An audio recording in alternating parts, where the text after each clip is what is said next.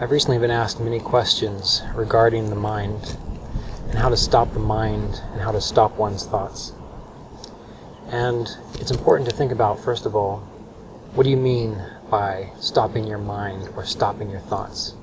What are you really intending when you think about that question or that circumstance? So we don't really know what the mind is. And the mind, as most people know it, is a collection of sensory impressions that have not been digested. Things that we have experienced, seen, done, which we are not at peace with. And we continuously run over and over and over, replaying these different experiences, these different sensations. And this is essentially what we consider the mind to be. So one of the best ways to stop the mind is to change what you feed it. If you are used to taking in many dramatic experiences, or you're surrounded by situations that disturb you, you have to start asking yourself, how can I remove myself from those situations, or how can I make peace with them if I cannot remove myself from them? And this is the hardest thing. Because often people who are looking into spiritual practices or meditation, what they're really aiming to do is to escape from their problems. And meditation in time can help you deal with those problems. But ideally, we need to address the problems firsthand. This is one of the quickest and easiest ways to learn to still the mind, which is why people often would go off to monasteries or on retreats. It gives them time, gives them the capacity, the ability to detach from all those troublesome circumstances. Another thing that can be extremely helpful is spending time in nature, observing nature, communing with the natural world, watching the sunlight on water, listening to the wind blowing through the trees. All this can serve to expand our mind. And essentially, what does that mean? It means that it is expanding, giving more space between all those undigested images, thoughts, memories, and circumstances. Doing this daily, 5 to 10 minutes, just learning to focus on the stillness of the natural world around you. This can go a long way to improve your inner peace and satisfaction with life. Meditation, also used to help still the mind, what we consider the mind to be. And how does that work? It takes your attention away from all those troublesome things. And meditation proper is meant to train you to focus your awareness so that instead of paying attention to the difficulties, you learn to direct your attention to your chosen object of contemplation, whether it's love, nature, your concept of God, or even just spaciousness. And meditation is always training. You're never just going to sit down and meditate without working at it and experience a still, clear state. You have to cultivate it. That's why you're cultivating your meditation practice, and that's why you have to do it daily, whether you like it or not. The other situation with meditation is becoming aware of all the thoughts, and this is natural. As thoughts arise and fall within your mind, as long as you're able to observe, let them be there and let them pass, you are digesting and integrating those experiences.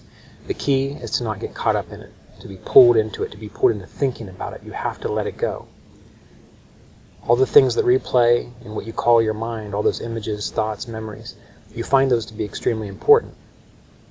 Otherwise, you'd let them go. So we're starting to redirect our attention from things which are transitory and disturbing to that which you personally consider to be important. So as you start to direct your awareness to that which you want to cultivate, that's what you start to experience in your life. And that's the hard part, because it might take a long time for you to train yourself to redirect your energy somewhere else. But that's part of the process. That's what is necessary. That's what has to be done, essentially. That's why I like to think of meditation more as training than anything else. And then, naturally, you become devoted to life. You experience devotion, you experience love, because you clear away all that is not you, or all that is the transitory you, so that you can rest in that inner peace, which is always there. So the search for inner peace isn't so much trying to dig something new up.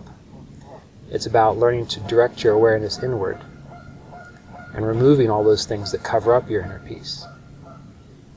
Many teachers, one of my favorites, Ramana Maharshi, speaks of the self as being pure bliss. And if you're able to know what that is, through watching, observing, directing your attention inward, letting go of the transitory things in life, you begin to experience that inner peace and inner bliss that is natural to you. So if you're used to worrying, then instead you begin affirming the opposite of the worry. Now, it doesn't mean that you ignore things that you need to take care of, but you begin to affirm the opposite. You start to affirm that the most positive outcome can occur within any situation, and you learn to start to see it in your mind. When you meditate, if you have all these thoughts going on, you choose to activate your will to think about the most positive outcome of any circumstance that's bothering you. And that can just be your meditation for 5-10 minutes. You just focus on that and let it go. And then you'll be inspired to change your activity, your actions, or you'll meet opportunities that you weren't expecting to help get you moving in that direction. But you have to be consistent with it. You don't just try it for a couple days or a couple weeks and let it go. I remember when I began this process, I found it extremely frustrating. And I would say I spent about 9 months to a year, every time I became aware of my mind and I saw that it was going crazy, choosing to think something positive. Choosing to feel or experience love or peace, or to think highly about someone, or to be happy for someone else's success. You choose these things, and you might even repeat it over and over in your mind, almost like a mantra at first. But in time, you move away from that. You just choose to move into the state of what would it feel like if you were truly happy for someone else, or if you were naturally peaceful and calm.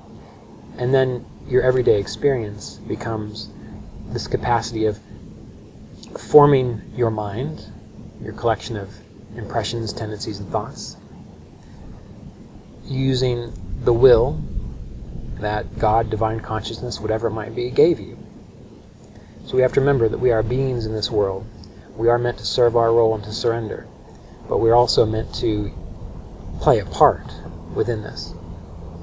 And many times you'll fail, but you only ultimately fail when you completely give up. So if you're committed to the point of, you know you're not going to give up until you accomplish it, you'll be successful. If on the other hand, you're only going to do it for a certain amount of time, hoping it's going to work, personally I wouldn't bother. So you have to dedicate yourself to control of the mind.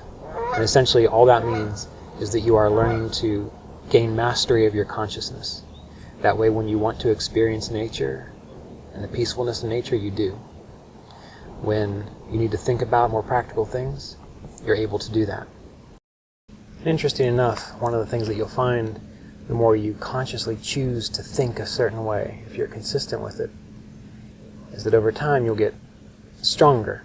You'll have greater capacity to choose to think or not to think. And you also find, if you do this in meditation, that in time, consciously thinking, choosing your thoughts, choosing your emotions, choosing your states of consciousness, will eventually exhaust your mind, which will lead you to a state of stillness. You'll catch a glimpse, you'll get that aha moment of what you are, beyond name and form, that sense of inner peace.